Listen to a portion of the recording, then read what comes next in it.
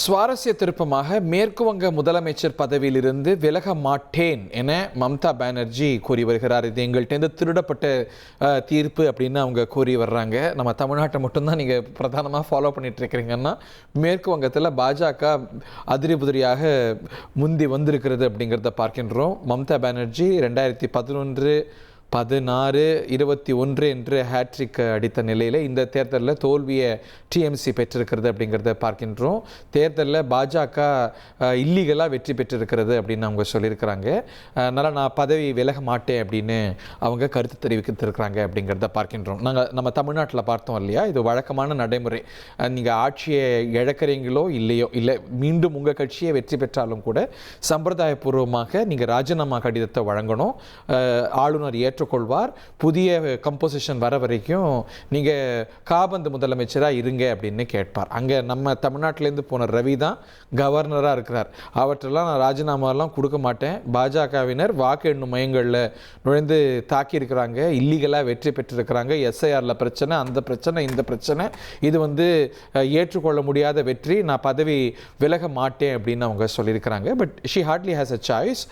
ஏனென்றால் இது ஒரு சம்பிரதாயபூர்வமான நடவடிக்கை தான். அவங்க விலகினாலும் விலகாட்டியும் டிஸ்மிஸ் கூட செய்யலாம் ஆளுநர்.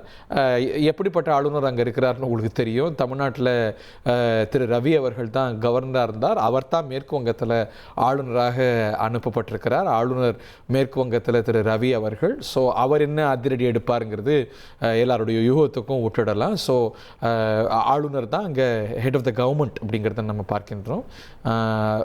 தி ஹெட் ஆஃப் த ஸ்டேட், அங்கே மாநில அரசுடைய ஆளுநராக திரு ரவி என்ன இதை எப்படி ரியாக்ட் பண்ண போகிறாருங்கிறத பார்க்கணும். மேற்கு வங்கத்தில் டிஎம்சி படுதோல்வி அடைந்திருக்கிறது, தோல்வி அடைந்திருக்கிறது.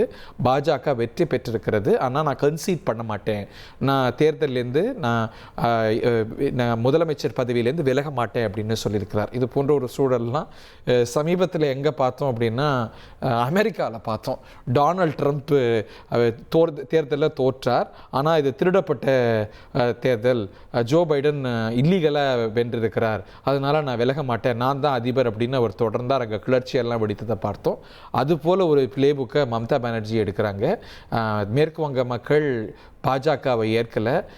எஸ்ஐஆர் அது இது, அங்கே மத்திய அரசாங்கத்துடைய அதிகாரம், ஆட்சி, படை பலம் இதெல்லாம் பயன்படுத்தி சட்ட விரோதமாக வென்றிருக்கிறாங்க. அதை ஏற்க முடியாது, நான் பதவி விலக மாட்டேன் அப்படின்னு சொல்லியிருக்கிறாரு.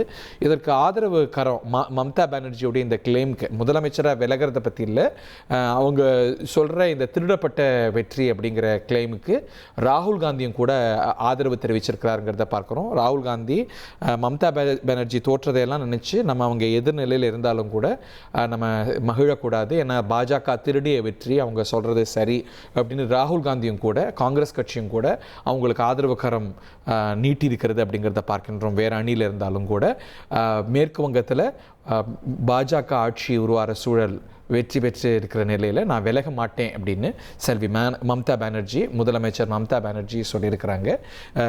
ஆட்சி முடியும் பொழுது, தேர்தல் முடிவுகள் வந்த பிறகு முதலமைச்சர்கள் ராஜினாமா செய்வது சம்பிரதாயபூர்வமானது. ஆளுநர்கள் அதை ஏற்று ஒரு காபந்து அரசுக்கு தலைமை தாங்க சொல்வதும் கூட சம்பிரதாயபூர்வமானது. ஆனால் அதுக்கெல்லாம் நான் இடம் கொடுக்க போகிறதில்லை.